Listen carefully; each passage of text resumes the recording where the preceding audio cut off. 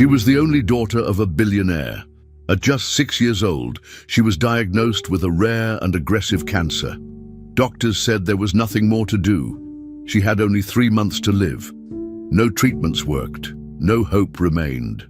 Her father, a powerful and wealthy man, tried everything money could buy, but in the end, it wasn't a doctor or a scientist who stepped in. It was the family maid.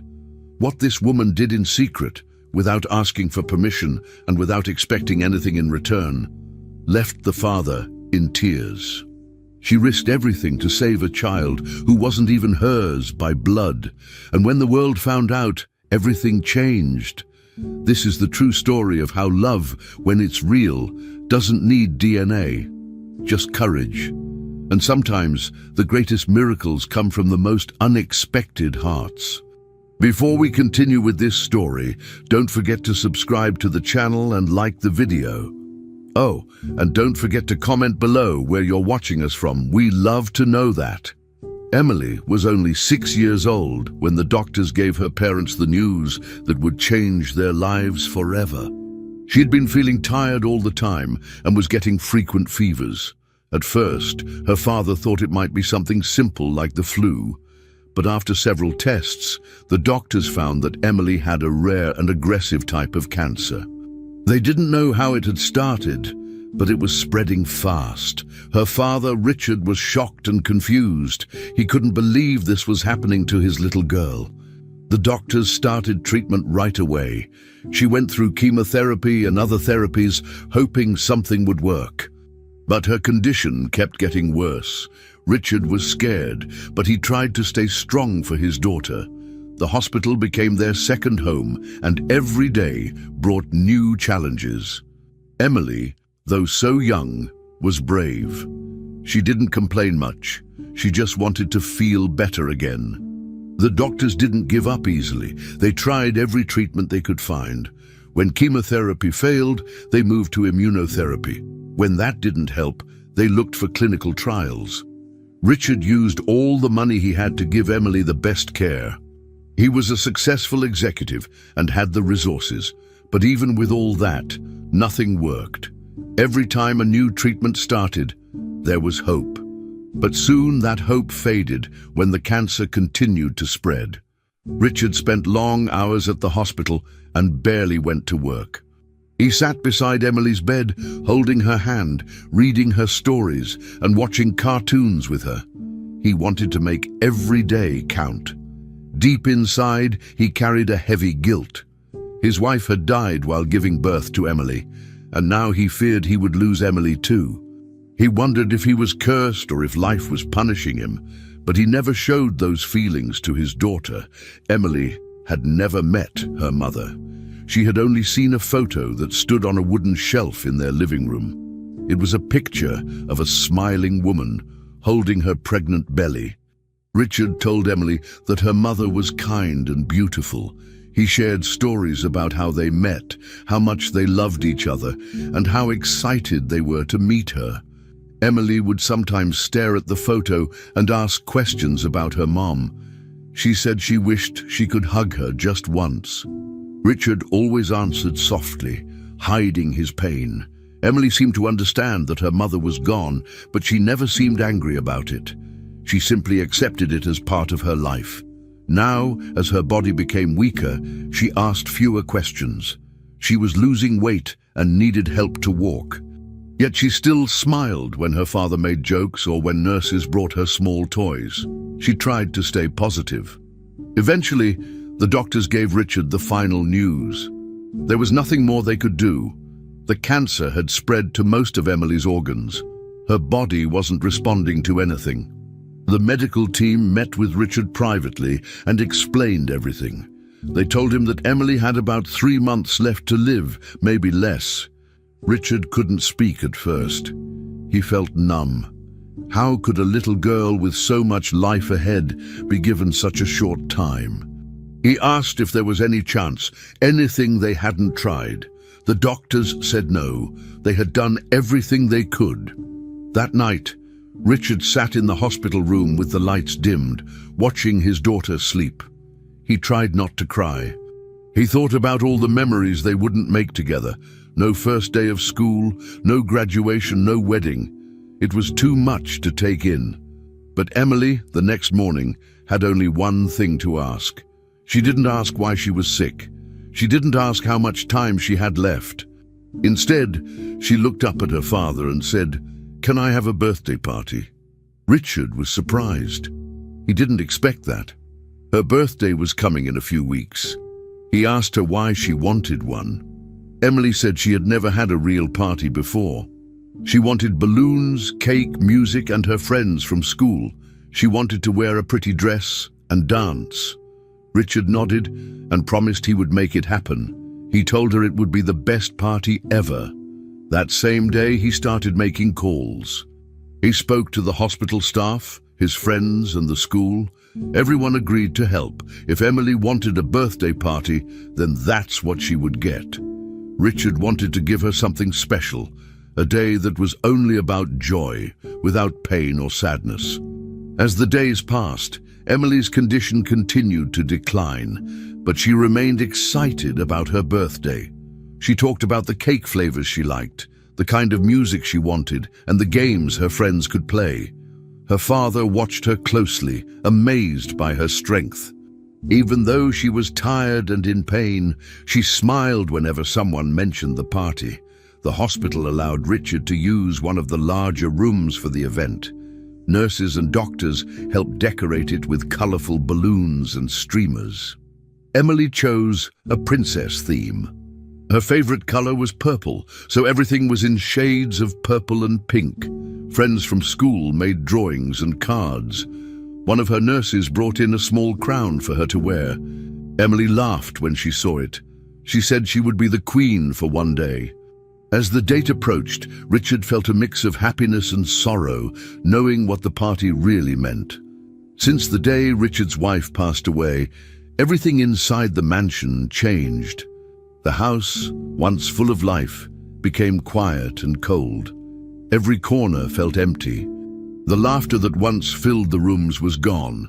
Instead, the house was now filled with nurses and caregivers who came and went constantly. They took care of Emily's health, gave her medicine, and checked her condition, but they didn't stay long. It felt like no one truly belonged there. But one person did stay, Amara. She had been hired when Emily was still a baby, just after her mother died.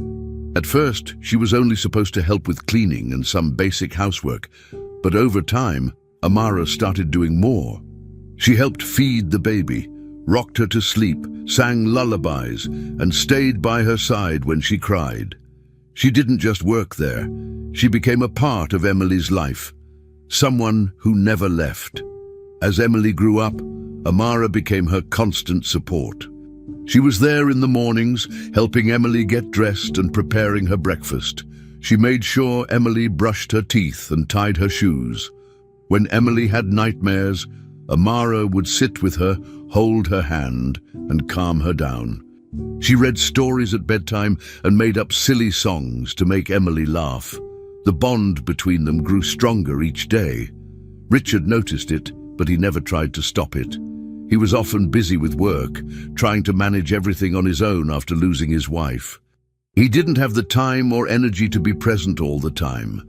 Amara filled that space. To Emily, she wasn't just a helper in the house. One day, when she was around 4 years old, Emily looked at Amara and, without hesitation, called her Mommy Number 2. It wasn't something taught. It came naturally from love and trust. That name stuck. From then on, Emily always called her that. Mommy Number 2, can I have juice? Mommy Number 2, can we play a game? Amara never corrected her. She smiled every time. It meant the world to her. Amara had no children of her own, and her past was marked by deep pain. When she was younger, she had a little sister who got very sick. Their family was poor and couldn't afford the right treatment. Amara watched her sister slowly get worse, and one day, she was gone. That memory never left her. It stayed in her heart, buried but never forgotten. She had promised herself quietly that if she ever had the chance to care for a sick child again, she would do everything possible to make that child feel safe and loved. Emily became that child. Taking care of her was more than a job. It was a personal mission, something she was meant to do. Even when the nurses came and went, Amara stayed.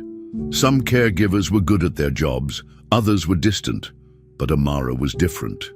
She sat beside Emily during treatments, wiped her tears when the injections hurt, and held her hand during scans. When Emily felt scared, she didn't call for the nurses. She called for Amara. At school events, Amara attended when Richard couldn't. She helped with homework and showed Emily how to write her name. Every drawing Emily made had two women. One was the mother she had never met, and the other was Amara.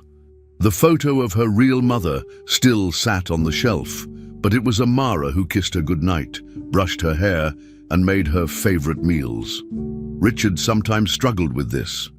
He missed his wife deeply, and seeing Emily form such a strong connection with someone else reminded him of what he had lost. But even he couldn't deny how important Amara was.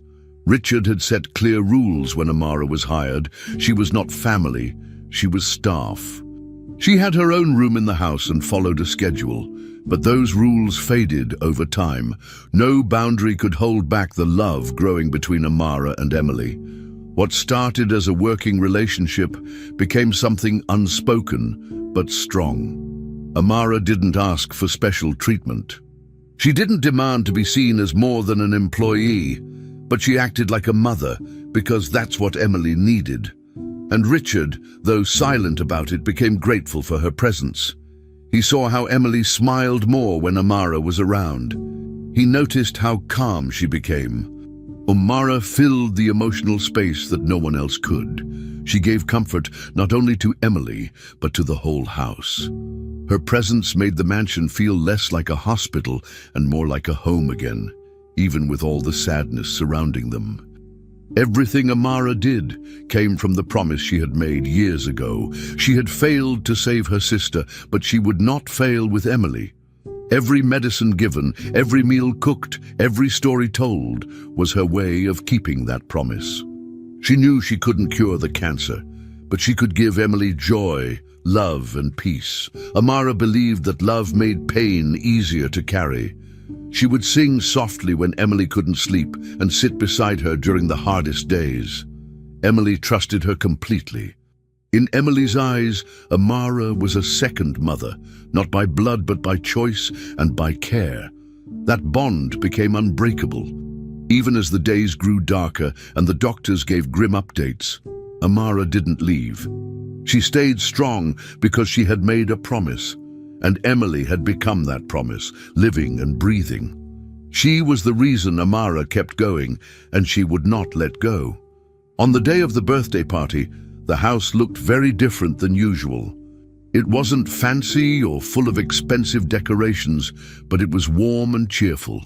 There were colorful balloons taped to the walls, a long table with snacks, and a big pink cake with soft frosting in the center. Small paper hats, some already bent or tilted, were handed out to the kids. Emily sat in her wheelchair in the middle of the room, wearing a light pink dress that gently touched her knees. Her head was bald from the treatments, but her eyes were shining with happiness. She smiled every time someone gave her a hug or a small gift. A few of her classmates came, holding drawings and stuffed animals. Nurses stood nearby just in case, but no one talked about hospitals or medicine. For that moment, it was a normal birthday party, just like Emily had dreamed of. Amara stayed close to Emily the whole time. She made sure her plate was filled with soft food that Emily could eat easily. She reminded her to drink water and helped her sit more comfortably in the chair when she looked tired. Amara laughed with the children, handed out slices of cake, and wiped frosting from Emily's chin with a napkin. The guests saw her as part of the family, not just someone who worked in the house. Richard stayed near the door, talking to a few parents and watching everything. He didn't want to take away the spotlight from Emily, but he didn't want to miss a second either. Music played softly in the background, and the children played simple games that didn't require much movement. There was a small table with crayons and paper, and Emily drew for a while with one of her friends. Everyone tried to pretend it was just a regular party, but deep down, they knew it wasn't. As the party started to slow down and most of the children had finished their cake, Amara sat on the floor beside Emily. She had a small piece of cake in her hand and was feeding Emily tiny bites. Emily leaned her head slightly to the side and looked straight at Amara. Her face was calm, but her eyes were serious. Then, in a soft and weak voice, she asked a question that made the world stop. "Am I going to live, Mommy?" she said. She didn't say Amara. She didn't say my other mommy. She said Mommy because that's who Amara was to her. The room went quiet. It was like the music had disappeared, the voices had stopped, and time had frozen. Amara didn't answer right away. She felt like the air had been knocked out of her chest. She looked into Emily's eyes, trying to stay strong, but inside she felt like crying. The question hurt more than anything Amara had ever felt before. She wanted to say yes. She wanted to smile and tell Emily that everything was going to be okay, but she couldn't lie. Not to Emily, not after everything they had been through together. Her lips trembled and her eyes filled with tears, but she didn't let them fall. She reached out and held Emily's hand tightly. "You're very strong," she whispered, "and I'm right here with you." She didn't say yes, she didn't say no. She just stayed with her. Emily kept looking at her, as if trying to understand what wasn't being said. Behind them, near the doorway, Richard had heard the question too. He couldn't move. He put both hands on his face and turned away. It was too much. Hearing his daughter ask if she would live, it was the moment he had feared since the diagnosis. That question changed something inside all of them. Until then, they had been trying to act like everything was normal. They decorated the house, planned a party, smiled for photos, and tried to forget the truth. But in that one sentence, spoken so quietly, Emily brought everything back into focus. She wasn't just a little girl celebrating her birthday. She was someone who understood more than anyone thought. She knew what was happening. She could feel her body getting weaker. She could hear the whispers. She wasn't asking because she didn't know. She was asking because she needed to hear it from the person she trusted most, from the woman she called Mommy. Amara knew that answer would stay with Emily forever. She didn't have the power to change the outcome, but she could choose to be honest, gentle, and present. That moment would never go away. It was now part of who they all were. After that question, the party continued, but something had shifted. The kids played a little more quietly. The adults spoke in softer tones. Emily, though still smiling at times, seemed more thoughtful. She held Amara's hand and didn't let go. Richard eventually walked over and kissed the top of her head, sitting beside her for the rest of the evening. No one mentioned the question again, but its weight was still in the room. It had changed everything. It was no longer about pretending. It was about making the most of the time they had left. That night, after everyone left, Amara helped Emily change into her pajamas. She brushed her teeth, told her a bedtime story, and lay beside her until she fell asleep. Richard stood quietly in the doorway. The house was silent again. But now, the silence wasn't cold. It was full of meaning, because from that moment, everything had truly changed. Amara did not sleep at all that night. After the party, after the question Emily asked, her heart felt heavy and her mind would not stop racing. She kept hearing that small voice asking, "Am I going to live, Mommy?"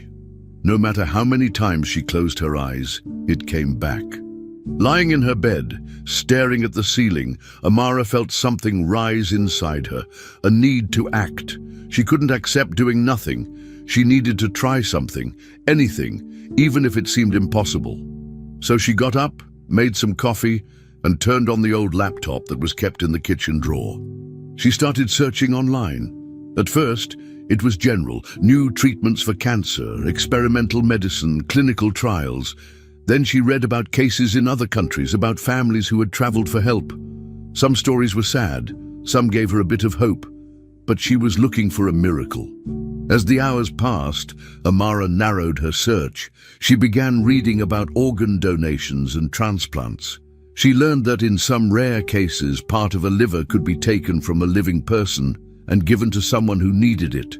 It sounded dangerous and complicated, but she kept reading. The procedure required the donor and the patient to have a perfect match in blood type, tissue enzymes, and other genetic markers.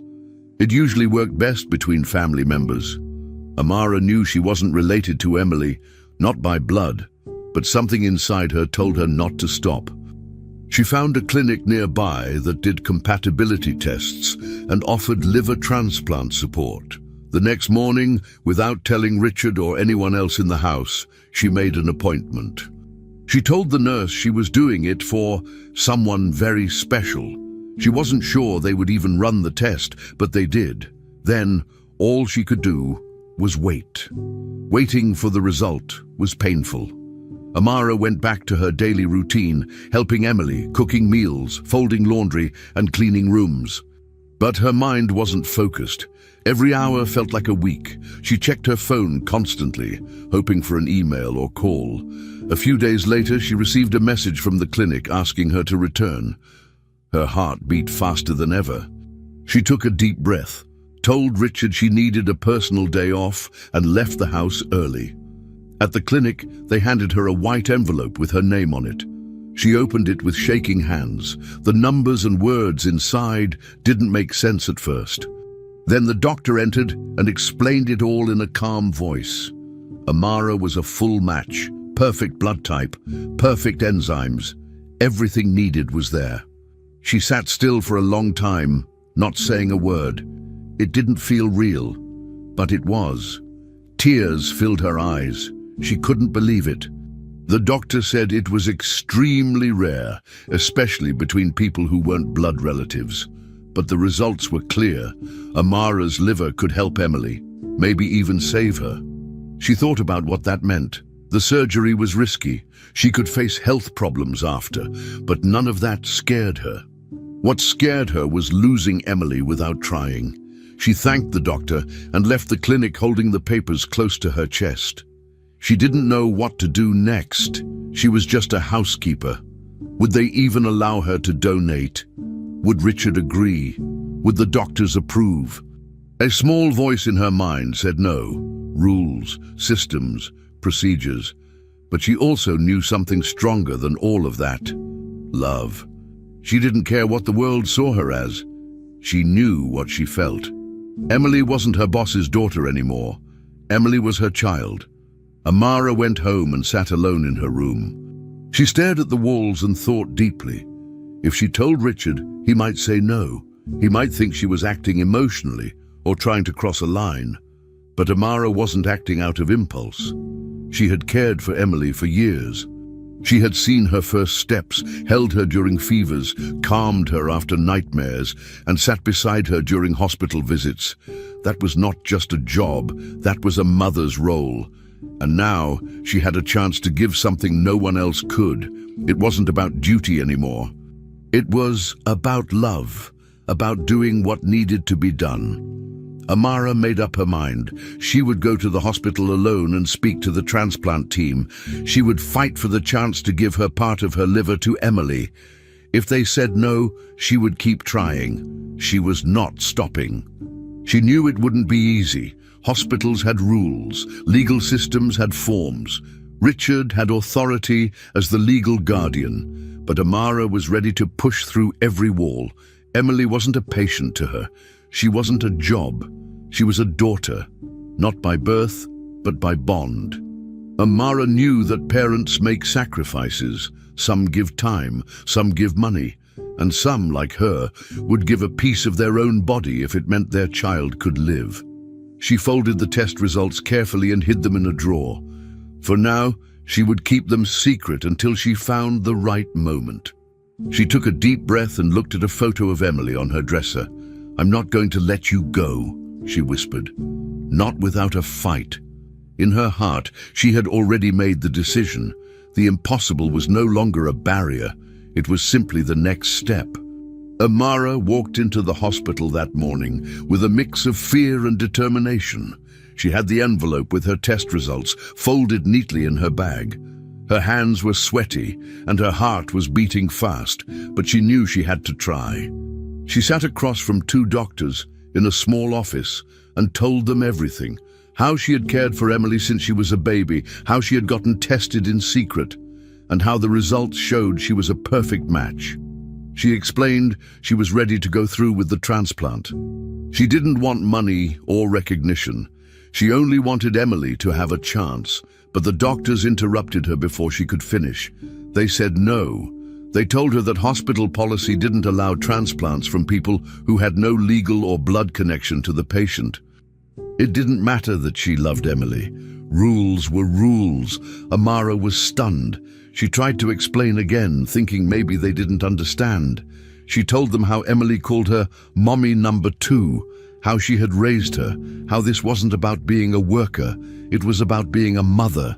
But the doctors were firm. They said they were sorry, but the legal risk was too high. They said it could cost them their licenses. Amara left the hospital with shaking hands and tears in her eyes. She hadn't expected a yes right away, but she hadn't expected a flat no either. When she got back home, she told Richard everything. At first, he didn't speak. He looked at her with disbelief, trying to understand what she had done. Then, suddenly, his face changed. His voice cracked as he said, "Don't ever bring this up again. Please, you're all Emily has. I already lost my wife. I can't lose you too." She knew Richard cared about her and respected everything she had done for Emily, but his reaction also showed fear. He was scared of losing her, of something going wrong during the surgery. He wasn't thinking like a father desperate to save his child. He was thinking like a man who had already lost too much and didn't want more pain. Amara tried to explain again, but Richard wouldn't listen. "This isn't your fight," he said. But that was where he was wrong. It was her fight. She had promised herself long ago that she would do everything she could to save a child if given the chance. And now she had that chance. Emily wasn't just someone she helped raise, she was family. Blood or no blood. So Amara made a decision. If the hospital wouldn't help her, she would find someone who would. Somewhere in the world, there had to be a way. That night, Amara went back to her laptop.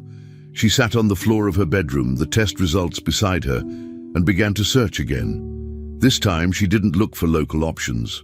She focused on clinics and hospitals in other countries. She searched for living donor liver transplant, no legal family, urgent pediatric cases, and other terms that might lead somewhere. After hours of searching, she found a medical center overseas. It had a reputation for accepting difficult and extreme cases. The stories on their website showed hope where others had said no. She filled out a form, attached the test results, and wrote a long message explaining who she was, who Emily was, and what she was willing to do. She expected to wait days, maybe weeks, but the next morning she received a reply. A doctor named Dr. Salim asked to speak with her directly. He had read everything, and he wanted to help. Amara scheduled the video call and spoke with Dr. Salim from her bedroom, using an old phone propped up by a stack of books. He was calm, kind, and listened without interrupting. His face showed something different than the other doctors.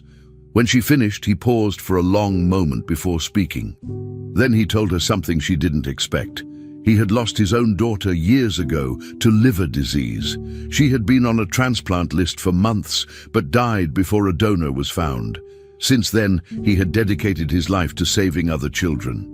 He told Amara that he believed in what she was doing. If she was healthy and ready for the risks, he would accept her as a donor, no matter what her job was or whether she had legal ties to the child. He explained that everything would be done carefully, but in secret, to avoid problems. Amara knew this was her only chance. She agreed right away. She asked no questions about travel or money. She said she would figure it out. Dr. Salim promised to help with the paperwork and guide her through the process. The surgery would be dangerous. She could get sick. She could even die.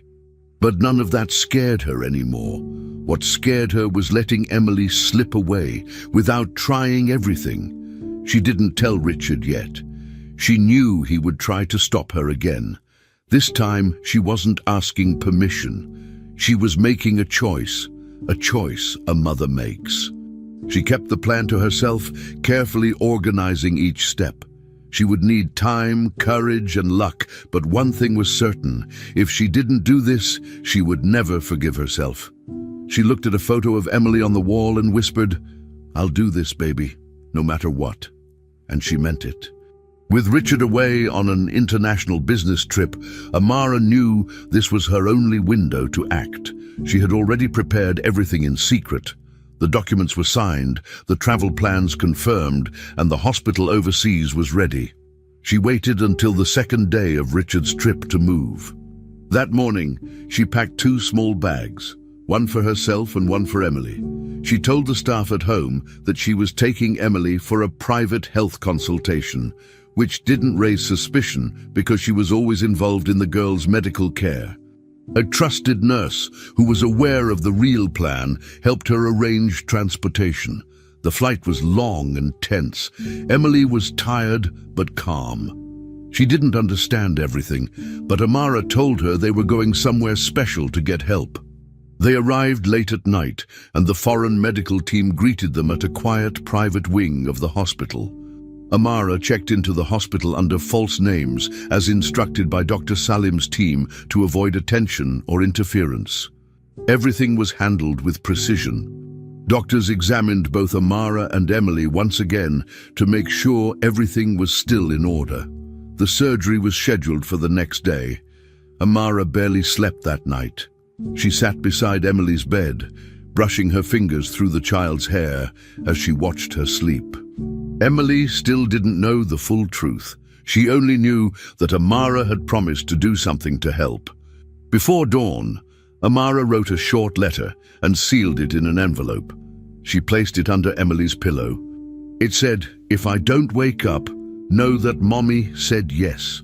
She didn't want to scare the girl, but if something went wrong, Emily had to know that this was her choice, made from love, not fear.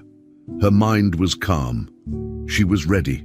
Early in the morning, the hospital team moved quickly. Emily was taken to one operating room. Amara was taken to another, just steps away. The halls were quiet. No reporters, no questions, no family members. Just doctors and nurses focused on the task. Dr. Salim oversaw the procedure himself. The team had rehearsed everything. The plan was to remove a healthy portion of Amara's liver and immediately transplant it into Emily's body. Timing was critical. Once the liver segment was taken out, it had to reach Emily within minutes. Both patients were placed under anesthesia. The machines beeped steadily. Outside the rooms, no one would have guessed how serious things were inside. The surgeries began. Blades moved. Hands worked carefully. Hours passed like minutes. Everyone in the operating rooms moved with urgency, but not panic. They all knew what was at stake. The silence inside was only broken by instructions from the lead surgeons. Meanwhile, thousands of miles away, Richard was finishing a meeting when his phone rang. He almost didn't answer, thinking it was just another update from his office.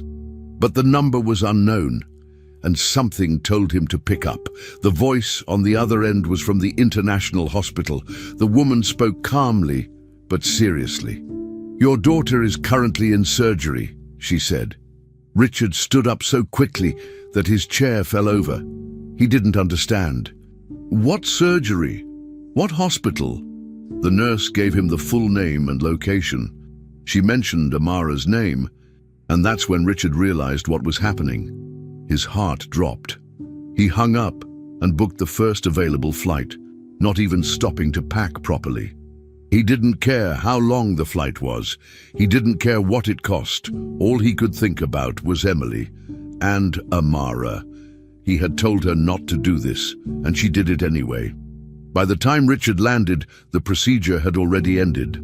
He rushed through the airport, barely going through customs before jumping into a taxi. At the hospital, he pushed through the doors and asked for both names. The nurse at the desk pointed him to the intensive care unit. When he walked in, the room was dim and quiet.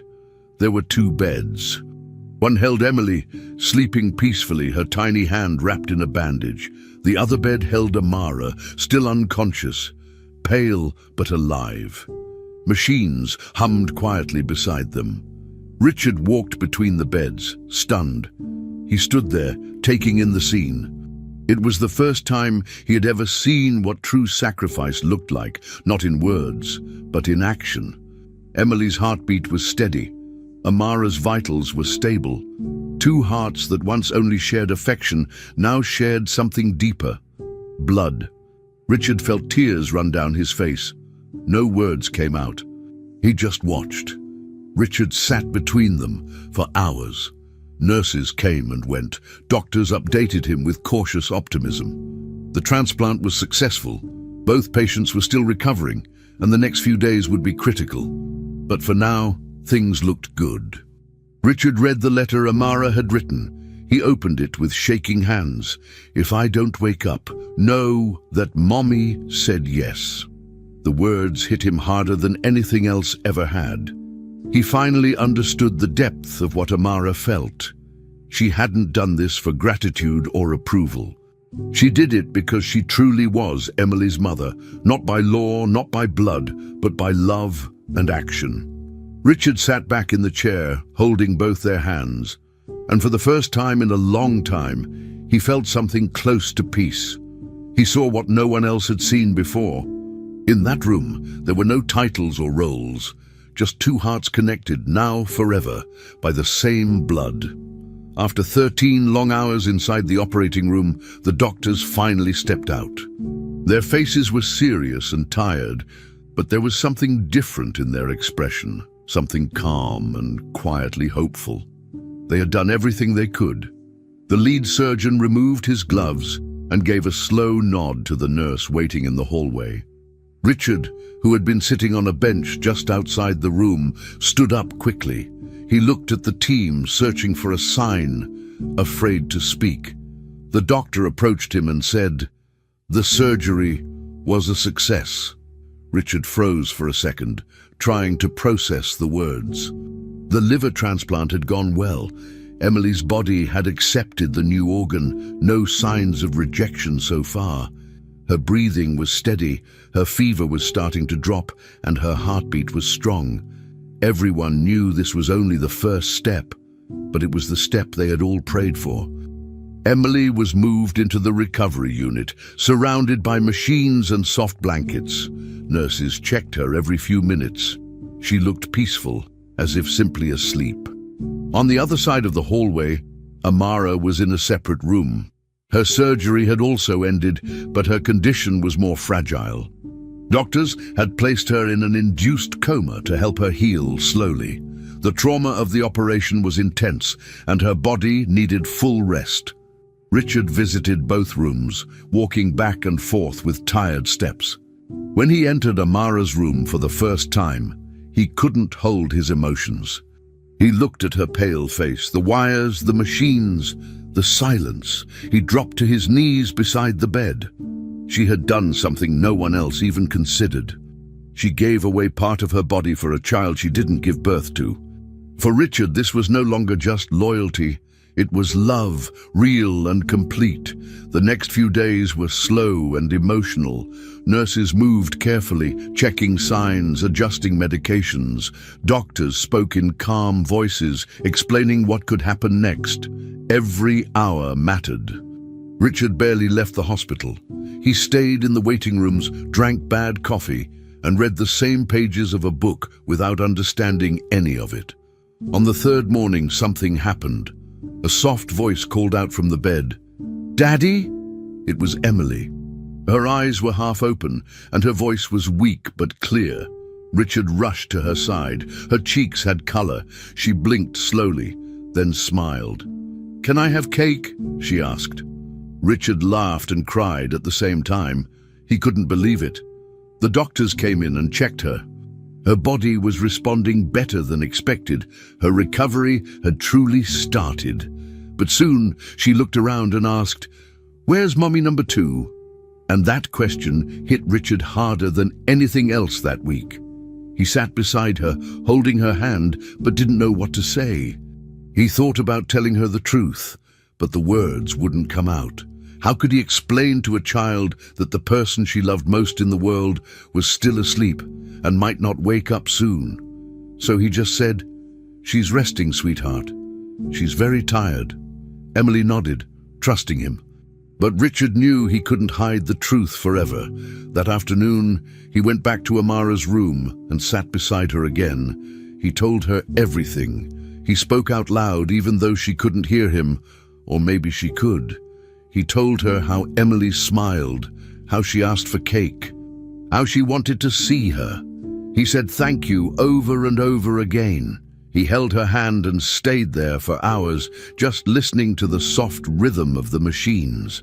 That room had become the center of his world. People who worked in the hospital started to hear the story. A woman who gave part of her liver to a girl she didn't give birth to. A caregiver who became more than family. Nurses talked about it in the halls. Some cried while changing shifts. The doctors, who were used to dealing with cold numbers and difficult outcomes, quietly admitted they had witnessed something rare. Not just a complex medical case, but a true act of sacrifice and love. Emily kept getting stronger. She ate small meals, sat up slowly, and even laughed once when a nurse made a silly face. But she kept asking about Amara. Every morning, every evening, the same question: is she awake yet? Richard promised to let her know the moment it happened. He stayed close to both rooms, waiting for the second miracle, not just the saved child, but the woman who had saved her. And then it became clear to everyone around them. Something had changed. The hospital room that once felt like a place of sadness and fear now felt like the beginning of something new. What was supposed to be a tragic ending had become the start of recovery. Emily's life had turned around. Her body had accepted the new liver. She was healing faster than expected. And even though Amara was still in a coma, her vital signs were strong. The doctors were hopeful. The staff looked at Richard differently now, not just as a man with money or a job title, but as someone connected to a woman who gave everything, and a little girl who fought to live. They were not just patients anymore. They were a story of love, courage, and second chances. And in that quiet hospital, everyone could feel it. A tragedy had begun to turn, little by little, into a miracle. 5 days after the surgery, something happened that everyone had been hoping for. Amara opened her eyes. It was slow at first. She blinked a few times, confused, trying to focus. The room was quiet, except for the soft beeping of the monitors. Her body was weak, and her head felt heavy, but she was awake. Her vision cleared slowly, and the first thing she saw made her heart jump. It was Emily. She stood beside the bed, wearing a paper hat from the hospital's kids' playroom. Her smile was wide and full of joy. "Mommy, number 2, I'm alive," Emily said loudly. Amara's eyes filled with tears. She tried to speak, but no words came out. She just cried. The moment was too big, too full of emotion. After everything they had been through, the planning, the fear, the surgery, Amara had made it, and so had Emily. They were both still here. Nurses rushed in when they saw Amara was awake. One of them quickly checked her vitals, adjusted her IV, and gently asked her to stay calm. The doctor came in moments later and gave her a soft smile.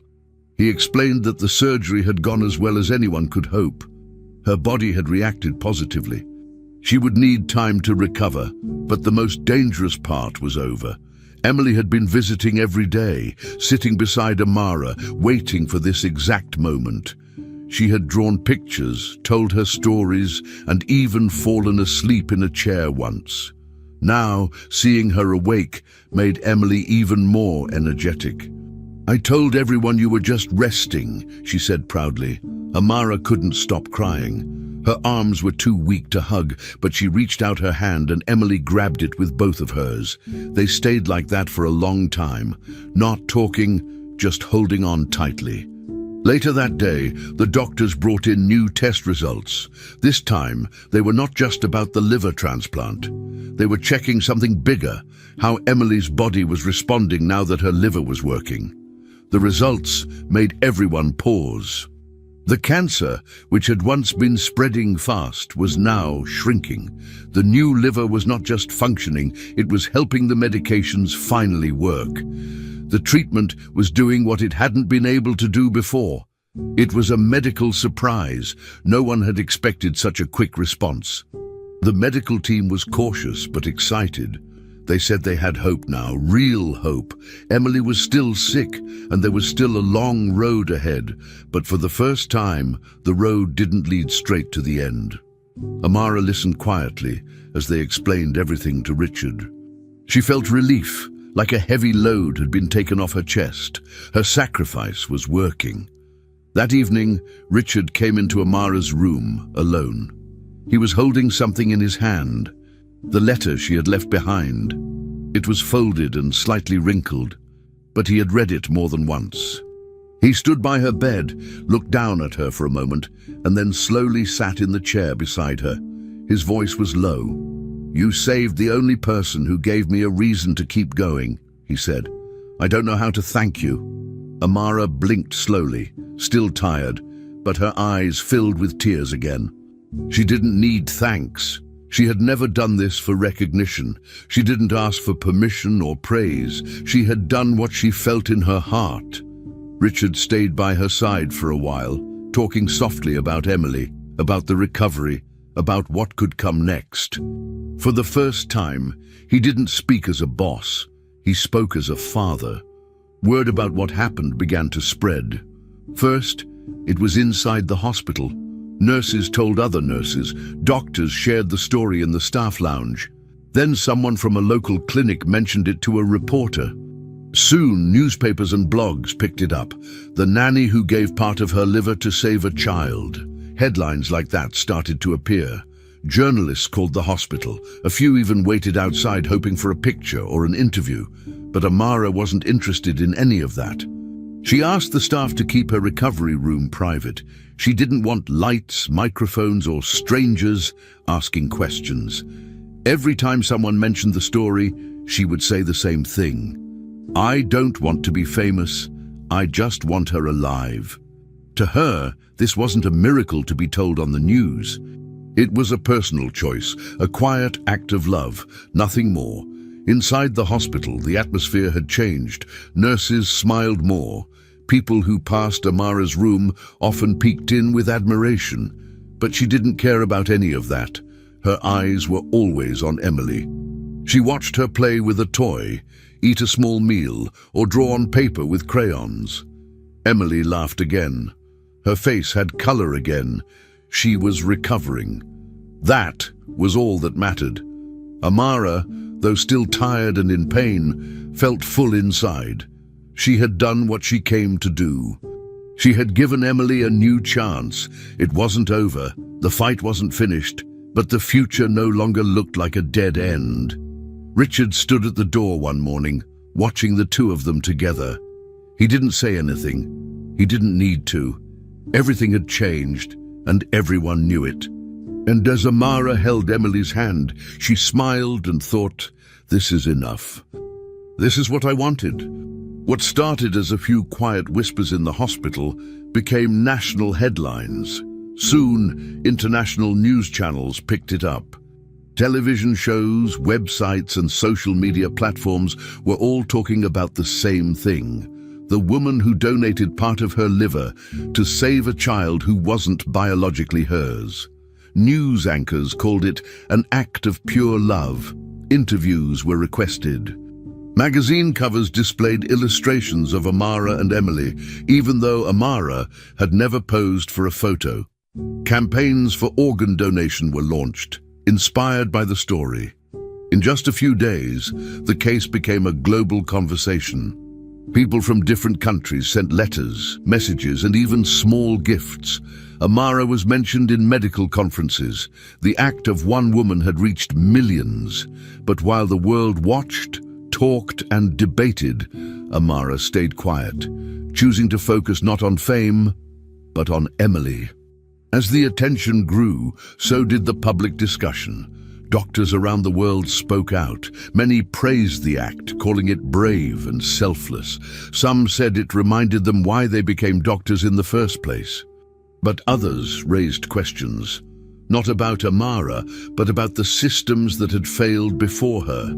Why had she been denied in the first hospital? Why did rules prevent someone so clearly willing and compatible from donating? Investigations began. Journalists dug into hospital policies and found that Amara's case wasn't the only one. Over the years, many other living donations had been rejected due to overly strict rules about legal or blood ties. Several lives could have been saved, but weren't. A government health committee opened a formal review. Hospital staff members gave statements. One of the directors, who had signed the rejection letter in Amara's case, was placed on leave. His name was removed from the hospital website. Change was starting. Medical institutions were now being pushed to rethink their protocols. A few hospitals changed their policies immediately, adding emotional bonds to the list of acceptable donor criteria. Experts began writing papers, using Amara's case as a real-world example of why compassion should be included in medical decision-making. Online forums exploded with praise. People who had never met Amara were calling her a hero. She was described as a symbol of moral courage. Posts about her were shared thousands of times. Artworks were created. Her name became associated with organ donation advocacy in multiple countries. Several large health foundations wanted to honor her. Invitations came for award ceremonies, dinners, even television talk shows. But every time someone reached out, Amara said the same thing: "Thank you, but no." She didn't want a stage, a trophy, or applause. That wasn't why she did what she did. She didn't save Emily to become someone special. She did it because Emily was already special to her. Meanwhile, Amara continued with her normal life, the way she liked it. She stayed away from cameras, from lights, from questions. She didn't even tell most people about the news coverage. She just focused on Emily. They went on short walks in the morning, enjoying the sun. They played board games in the garden behind the house. Sometimes they painted together or made up silly songs. Emily's strength returned little by little. Her appetite improved, her energy increased, and her laugh came back louder each week. Amara took joy in every little sign of progress. One more step walked, one more spoonful of food, one more clean scan. Richard also began to change. He worked less, stayed home more, and spent more time with them. The mansion, once quiet and cold, felt like a home again. But for Amara, the best part of every day was watching Emily just live, without tubes, without beeping machines, without fear. One afternoon, Richard showed her an email. It was an offer from a well-known international medical foundation. They wanted to fly Amara to a global health summit to speak about her experience. Everything would be paid for. She would be presented with a humanitarian award in front of thousands of people. Richard said it was a chance to inspire others. Amara smiled kindly and shook her head. "I'm honored," she said, "but I've already gotten my reward." She looked out the window where Emily was playing with a ball. "She's alive. That's all I ever wanted." Richard didn't argue. He understood. More than anyone, he knew what it meant. The story could go on without her. The world could talk and share and remember. Amara didn't need to be part of that. Her place was here, with Emily. That was what mattered. Let others write articles and hand out medals. She just wanted to make lunch and fold laundry. To some, her decision to step away from the spotlight was strange. Why not accept the awards? Why not share the story firsthand? But to Amara, none of that mattered. The world could call her brave, selfless, heroic. She didn't care. The only title she cared about was Mommy Number 2. That was the only name that made her heart full. She had done something no rule book could explain, no system could measure. She gave a part of herself, literally, to a little girl who called her Mom. Now that little girl was alive, healing, laughing. For Amara, that was the miracle. That was enough. She didn't want fame. She didn't want her name in history books. She wanted Emily safe, happy and growing. And now she had that. She had the peace of knowing that real love, when it's true, doesn't need to be seen. It just needs to be lived. And that kind of love never dies. 1 year later, the living room looked completely different from the quiet hospital rooms of the past. It was decorated with colorful balloons, streamers, and drawings made by children. A large birthday cake sat on the center table, covered in pink frosting and topped with the number 7. Emily stood in front of it, surrounded by her school friends, cousins, and neighbors. Her cheeks were full of color, her smile was wide, and her hair, once gone because of treatment, was now growing again in soft curls. She wore a yellow dress and a small paper crown. The guests counted down together, 3, 2, 1. Emily took a deep breath and blew out the candles. Everyone clapped. Richard stood near the doorway with a camera in hand, filming everything. He laughed, his face proud and peaceful. This was more than a party. It was a celebration of survival, a reminder that Emily had made it through. Amara stood right beside Emily, holding her hand gently. She wore a simple blue blouse and jeans, her eyes shining as she watched Emily laugh and eat cake. Throughout the past year, Amara had stayed close, helping with appointments, medicine schedules, and school days. She had healed slowly from the surgery, but her focus had never been on herself. It was always on Emily. Now seeing her so full of life again, Amara felt something deep inside her, a sense of quiet joy, of something complete. She helped pour juice for the kids and made sure everyone had a slice of cake. Several guests who knew the full story gave her soft smiles or small hugs. But Amara didn't want to talk about the past. She just wanted the day to be perfect for Emily. The music played, the children danced, and for a while no one talked about hospitals, doctors, or pain. Only happiness. At one point during the party, Emily stopped playing and turned to look at Amara. Her voice was soft but serious. Mommy Number 2. Now I'm really going to live, right? The question wasn't asked out of fear. It was asked out of hope, out of the need for confirmation. Emily had been through so much at such a young age. Even now, with her strength returning and her laughter louder, she still remembered the hard parts. The needles, the machines, the long nights.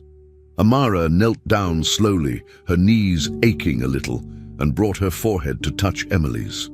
She placed her hands gently on the girl's shoulders and looked straight into her eyes. "Yes, my love," she said calmly with a warm smile. "You are going to live." Emily smiled, then hugged her tight. Around them, the party continued, balloons bouncing, kids laughing. But for them, that quiet moment meant everything. Richard had captured that exchange on camera. He stopped recording for a moment and lowered the device. Watching them, he felt his throat tighten.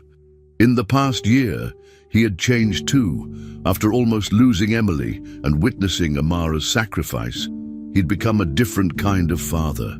He spent more time at home, was more present in the small things. He no longer let work take over every hour of the day. Seeing Emily grow stronger had given him a reason to slow down and appreciate life more.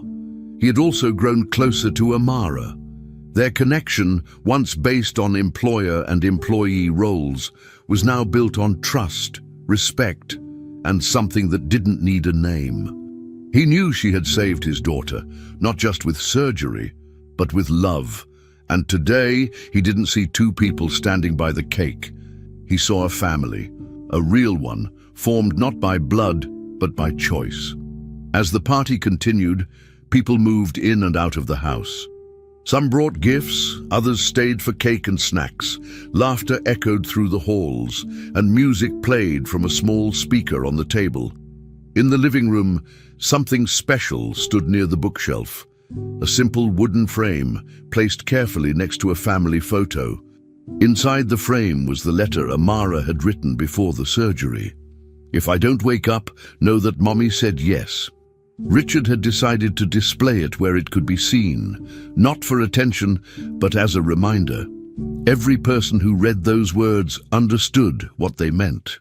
That love didn't need approval, that being a parent had nothing to do with last names or birth certificates, and that sometimes the most powerful decisions are the quiet ones, made in the dark, out of pure love. That letter had become part of their home.